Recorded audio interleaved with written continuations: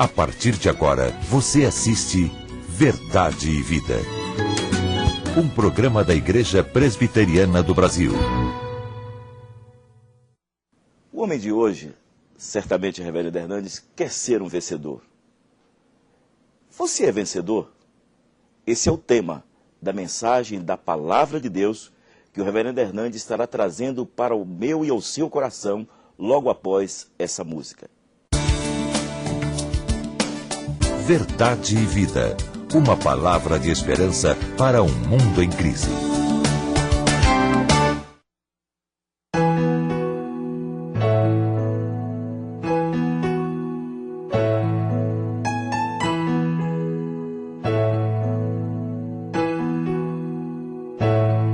Jericó era cidade bela, terra da palmeira.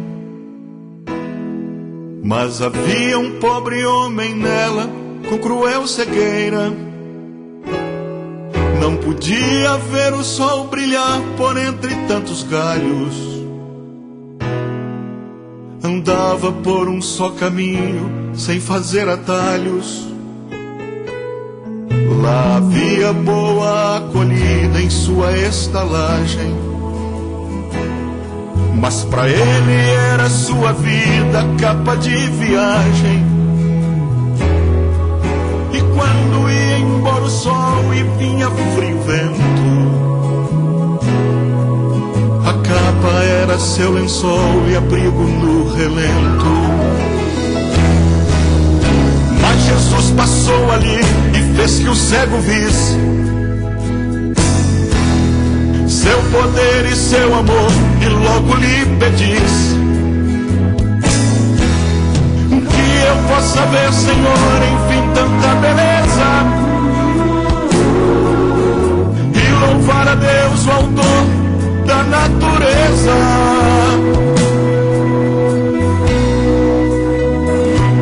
Em Jericó havia movimento, havia muita gente,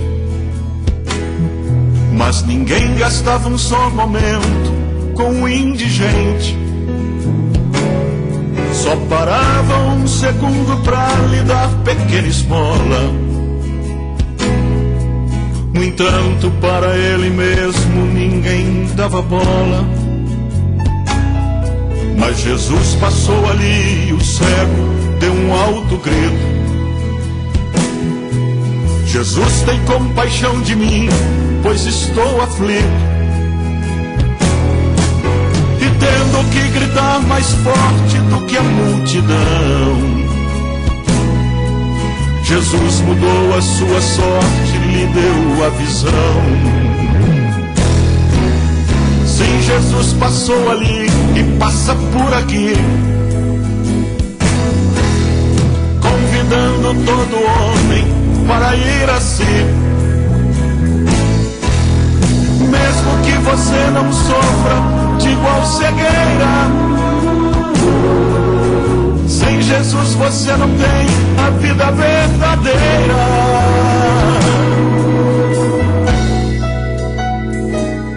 Sim, Jesus passou em Jericó e passa por aqui.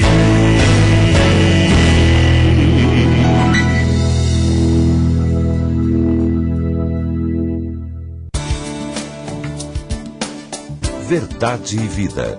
Uma palavra de esperança para um mundo em crise.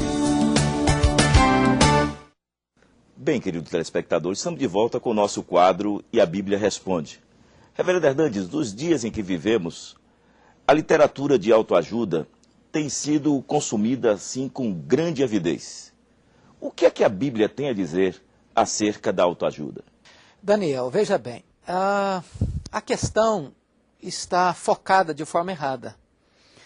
A questão não é a autoajuda, a questão é a ajuda do alto. A autoajuda, ela está mostrando para nós que o homem é um gigante adormecido e que basta fazer cócegas nesse gigante e ele se levantará com toda a força, com toda a pujança, capaz de resolver os seus próprios problemas. Isso é um equívoco, isso é um engano, isso é um engodo. Na verdade, a Bíblia, em Romanos 8, nos diz que nós somos fracos.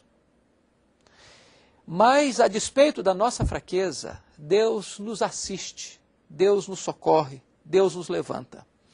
Nós estamos vivendo, Daniel, num tempo onde se deslocou o foco do teocentrismo, ou seja, Deus no centro, para o antropocentrismo, o homem no centro. Nós estamos vivendo uma época de idolatração do homem. E desta maneira, a gente percebe que a ênfase em que o homem tem a sua própria solução, que ele é a solução para o seu próprio problema, que ele é o seu próprio Deus, é muito grande. Nós precisamos voltar para a Escritura, voltar para a verdade, voltar para a Palavra de Deus e perceber que a solução para o homem não está nele mesmo, está em Deus, está em Jesus. Ele é a saída, ele é a resposta para o homem contemporâneo. O que nós observamos é que muitas pessoas têm consumido esses livros e têm esses livros como se fosse a verdade absoluta, como se fosse até mesmo a Palavra de Deus. O que é que o senhor tem a dizer a respeito disso? Nós estamos vivendo uma época de analfabetismo bíblico. É por isso que nós estamos envolvidos com este programa, crendo que a Igreja Evangélica Brasileira e o povo brasileiro precisa conhecer a Escritura. Jesus disse, errais não conhecendo as Escrituras e nem o poder de Deus. No momento em que você voltar para a Bíblia e conhecer a Palavra de Deus, você vai perceber que o socorro vem do Senhor e não de nós mesmos. Telespectador, você é um vencedor? Logo após essa música que você vai ouvir agora, o reverendo Hernandes trará a mensagem da Palavra de Deus com o tema Deus destinou você para ser um vencedor. Estamos apresentando Verdade e Vida, um programa da Igreja Presbiteriana do Brasil.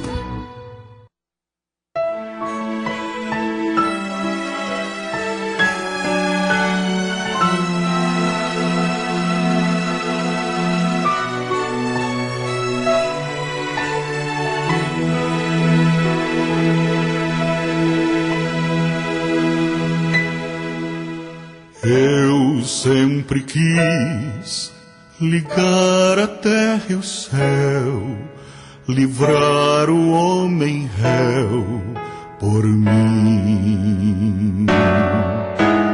Quis construir escada pra subir e o céu conseguir assim.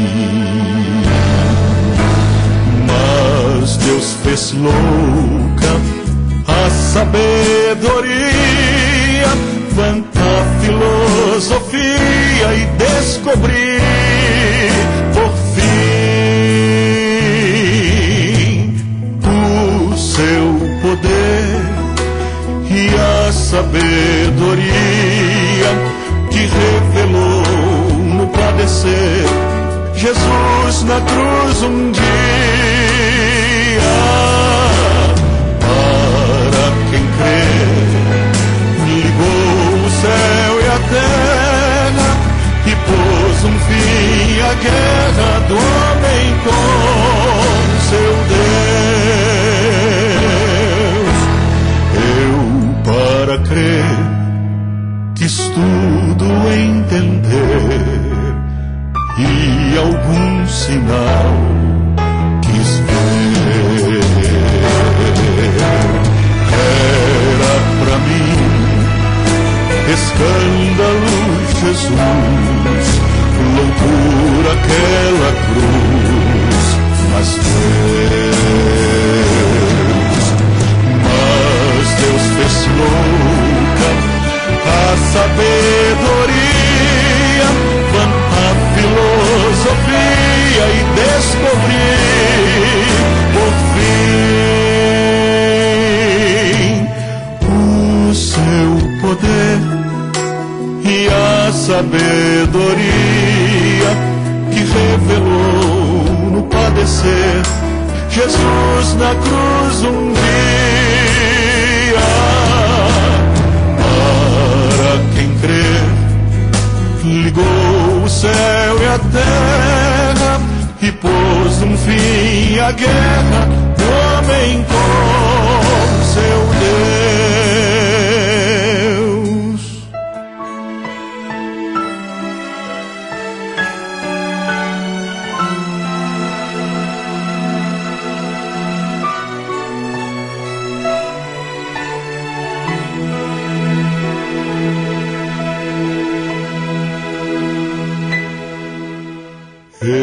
sempre quis ligar a terra e o céu, livrar o homem réu por mim.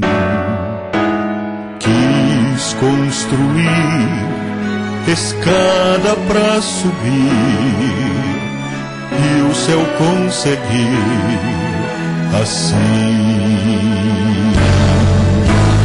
Mas Deus fez louca a sabedoria, quanta filosofia, e descobri por fim o seu poder e a sabedoria que revelou no padecer Jesus na cruz um dia. Para quem crê, ligou o céu e a terra e pôs um fim à guerra do homem com seu Deus.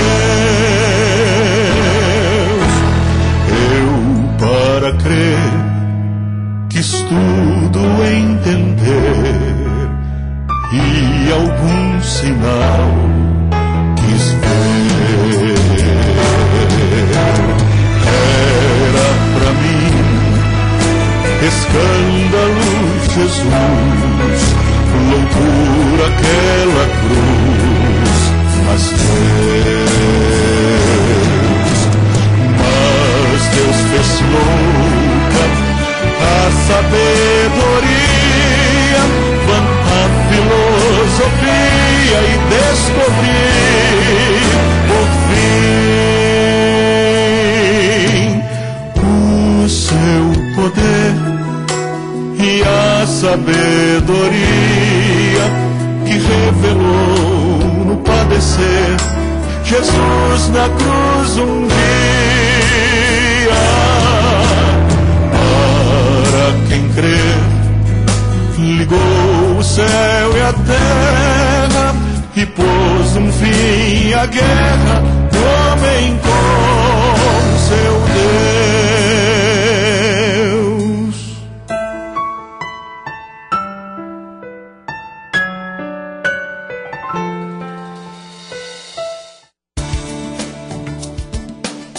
Verdade e Vida. A palavra de Cristo para uma vida melhor.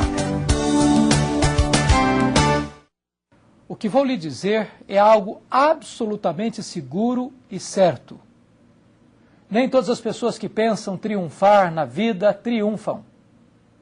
Este fato pode ser explicado pela saga esportiva brasileira.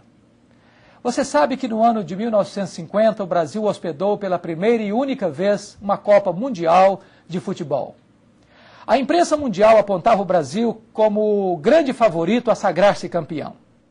Para não frustrar a expectativa, o Brasil abriu aquele campeonato goleando o México por 4-0, em seguida empatando com a Suíça por 2-2, logo ganhando da Iugoslávia por 2-0. A partir daí, a imprensa mundial apontou o Brasil como um grande fenômeno no futebol mundial. E quando começa a segunda fase, o Brasil goleou a Espanha por 6-1. Foi para a semifinal e goleou a Suécia por 7-1.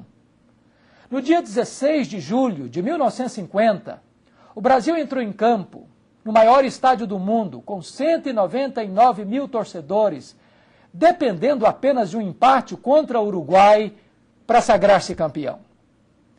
Por todo o território nacional, a convicção era certa de que o Brasil seria o campeão do mundo. Para não frustrar novamente a expectativa, o Brasil entrou em campo no primeiro tempo e fez 1-0. Quase que volta para o segundo tempo com a faixa de campeão no peito. Mas quando começou o segundo tempo, o Uruguai empatou o jogo. Minutos antes da partida encerrar, o Uruguai fez 2-1. E o Maracanã cobriu-se de silêncio e o país de lágrimas. A expectativa da vitória transformou-se em derrota amarga e fatídica. Eu quero lhe dizer que este não é o destino do povo de Deus.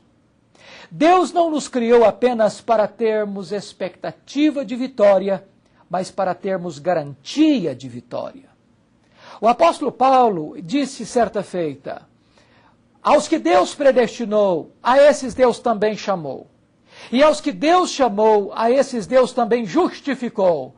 E aos que Deus justificou, a esses Deus também glorificou. Não obstante a glorificação ser um fato futuro e escatológico, que se dará na segunda vinda de Cristo, na mente de Deus e nos decretos de Deus, já é um fato consumado. Deus já determinou-nos para a glória. Deus já traçou um plano perfeito, completo. Ninguém pode frustrar este plano.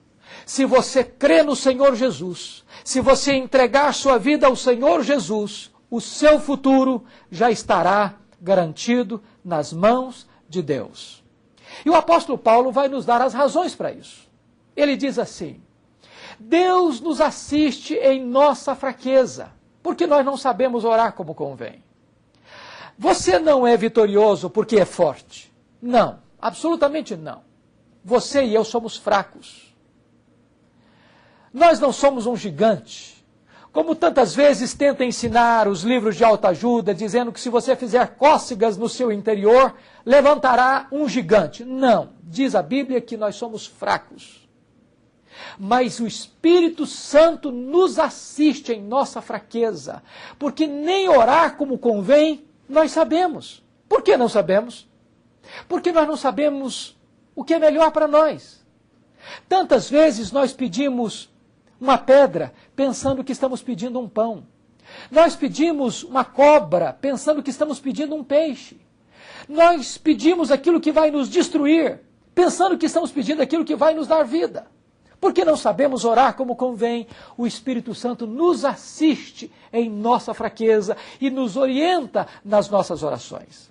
Mas diz ainda a Escritura que este mesmo Espírito intercede por nós sobremaneira com gemidos inexprimíveis. Você pode pensar nisso. O Deus eterno, todo-poderoso, Criador dos céus e da terra, o Espírito Santo que habita em nós, intercedendo por nós com gemidos inexprimíveis. Aquele que conhece todas as línguas, todos os idiomas, todos os dialetos, de todos os povos, de todos os tempos, quando está intercedendo por você, ele não encontra sequer um idioma para interceder, então ele geme com gemido inexprimível. Isto é algo fantástico, isto é algo glorioso. Porque o próprio Deus emprega toda a sua energia, toda a sua força, todos os seus atributos nesta intercessão em seu favor. Mais do que isso, a Bíblia diz que Deus tem um plano perfeito na sua vida. Paulo diz assim: sabemos que todas as coisas cooperam para o bem daqueles que amam a Deus. O apóstolo Paulo usa uma palavra específica, ele diz: nós sabemos. Esta não é a linguagem da conjectura hipotética, mas é a linguagem da certeza experimental. Ele não diz nós pensamos, nós cogitamos, nós sentimos. É uma palavra que vem da matemática exata, nós sabemos. Eu quero dizer uma coisa para você. Mesmo que você não compreenda o que está acontecendo com a sua vida, mesmo que você não compreenda as lutas, os dramas, o sofrimento, as angústias, as provas, as tribulações, eu quero lhe dizer que você pode ter esta garantia de que Deus está no controle da sua vida. Deixa eu lhe dizer. Paulo diz assim: sabemos que todas as coisas cooperam para o bem daqueles que amam a Deus. Vamos primeiro pensar no que Paulo não está dizendo. Paulo não está dizendo que as coisas cooperam por si mesmas, como se a vida fosse produto do acaso, da coincidência. Não, na verdade isso não existe. Não existe o acaso, não existe coincidência. Nem Paulo está dizendo que todas as coisas que acontecem com você são coisas boas em si mesmas. Não, Paulo não está dizendo isso. Há coisas que acontecem com você que são coisas más, por exemplo. Quando José do Egito foi vendido pelos seus irmãos e foi levado como escravo para o Egito, e ele lá foi injustiçado e foi lançado na prisão, aquilo foi um ato mau. Mas diz a Bíblia que Deus tirou José da prisão e levou José para o palácio do Egito. Mais tarde, mais de 20 anos depois, seus irmãos foram ao Egito. E naquela época José era o governador do Egito. E José revelou-se a eles e disse: vocês intentaram o mal contra mim, mas Deus o transformou em bem. Deixa eu dizer para você, mesmo que as circunstâncias da sua vida sejam adversas, mesmo que você esteja passando pelo vale da sombra da morte, mesmo que você enfrente lutas e lutas tão dramáticas que arranquem lágrimas dos seus olhos e firam a sua alma com feridas profundas, mesmo assim, Deus está trabalhando nessas circunstâncias. Deus está tecendo a sua vida para que estas coisas contribuam para o seu bem maior. Note você, Deus não está dizendo que todas as coisas contribuem para o bem de todas as pessoas. Não é isso que Paulo está dizendo. O que Paulo está dizendo é que todas as coisas cooperam para o bem daqueles que amam a Deus. Aquele que não ama a Deus, aquele que é ímpio, aquele que não leva a Deus a sério, não considera Deus na sua vida, a Bíblia diz que ele semeia vento e colhe tempestade. Ele semeia na carne e da carne colhe corrupção. Mas se você ama a Deus, se você anda com Deus, se você obedece a Deus, se você vive o projeto de Deus, a sua vida está nas mãos de Deus, e as mãos onipotentes que dirigem o universo também dirigem a sua vida. Então Paulo pode dizer assim: sabemos que todas as coisas cooperam para o bem daqueles que amam a Deus. Você pode perguntar: que bem é este? Eu me tornar rico? Eu ser famoso? Eu ganhar muito dinheiro? Ter o meu nome nas manchetes dos jornais? Não, que bem é este? É saúde? É prosperidade? É riqueza? É sucesso? O apóstolo Paulo vai responder-nos, dizendo o seguinte: Deus nos predestinou para sermos conformes à imagem do seu Filho. Sabe qual é o grande bem, qual é o grande plano, qual é o grande projeto de Deus na sua vida? Não é você ser rico, não é você apenas ter saúde, não é você apenas ter sucesso. Isso é coisa boa e Deus tem isso para você também. Mas o grande projeto de Deus para a sua vida é você ser parecido com Jesus. É você ser transformado à imagem de Jesus. É você experimentar o grande projeto de Deus na sua vida. É você conhecer a Jesus, ser salvo por Ele, ser transformado por Ele e viver o projeto bonito, precioso da vida eterna. E agora, o apóstolo Paulo vai nos contar como é que esta coisa se processa. E ele diz assim: aos que Deus predestinou, a esses Deus também chamou. Ou seja, a salvação não é uma obra sua. Não se trata de quão bom você é, de quão religioso você é, de quão moralista você é, de quão meritório você possa ser. Não é assim. A Bíblia diz que a salvação vem de Deus, que é um plano de Deus, que tudo provém de Deus, que nos reconciliou consigo mesmo por meio de Jesus Cristo. Deus amou você primeiro. Deus pôs o coração dele em você e Deus atraiu você com cordas de amor.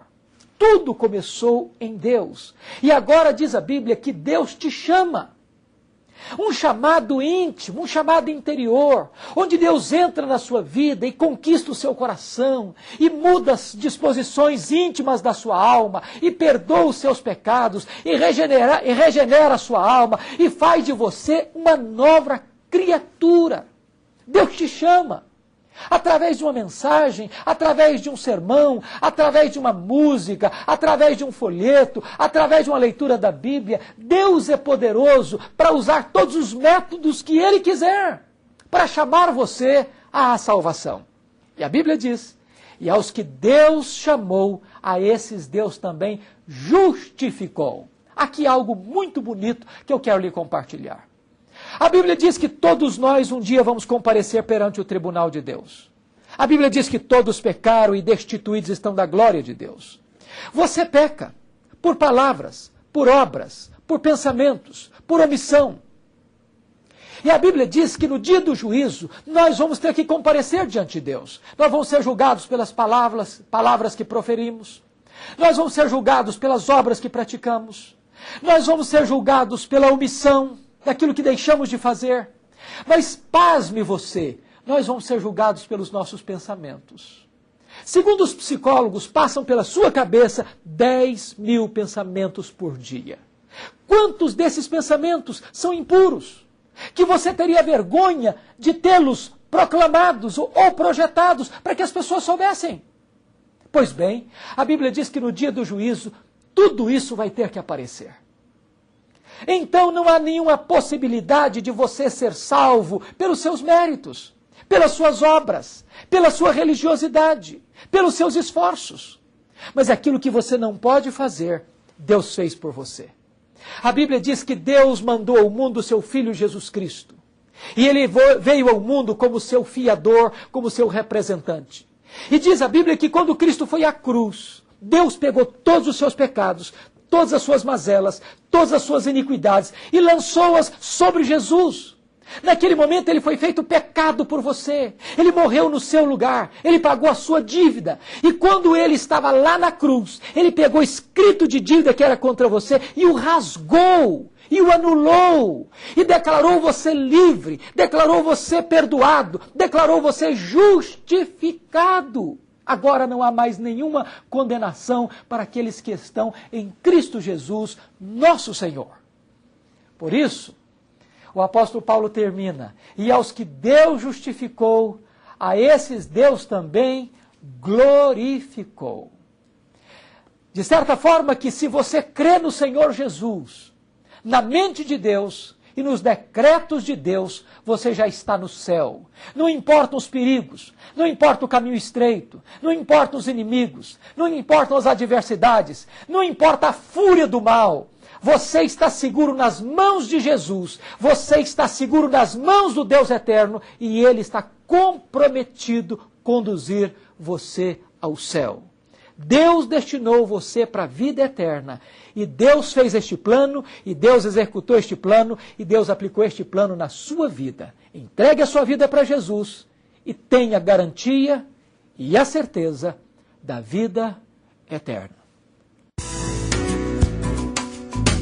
Verdade e Vida, mostrando o caminho do perdão e da vida eterna. Eu sou o caminho, e a verdade e a vida.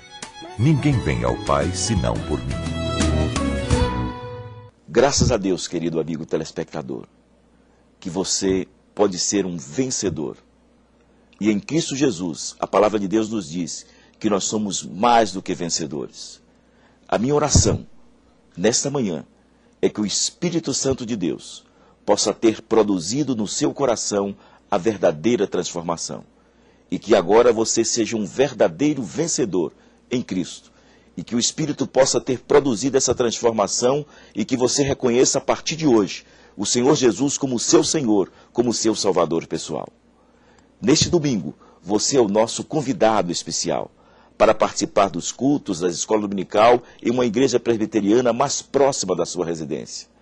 Se não tiver uma igreja presbiteriana, visite uma igreja genuinamente evangélica, onde a mensagem da palavra de Deus esteja sendo pregada com fidelidade. E no próximo sábado, você é o nosso convidado especial para estar mais uma vez às 7h15 aqui pela Rede TV, assistindo o nosso programa Palavra e Vida. Fale na sua igreja, fale com os seus vizinhos, com os seus parentes, porque aqui a mensagem da palavra de Deus é pregada com fidelidade. Até lá, e que Deus o abençoe.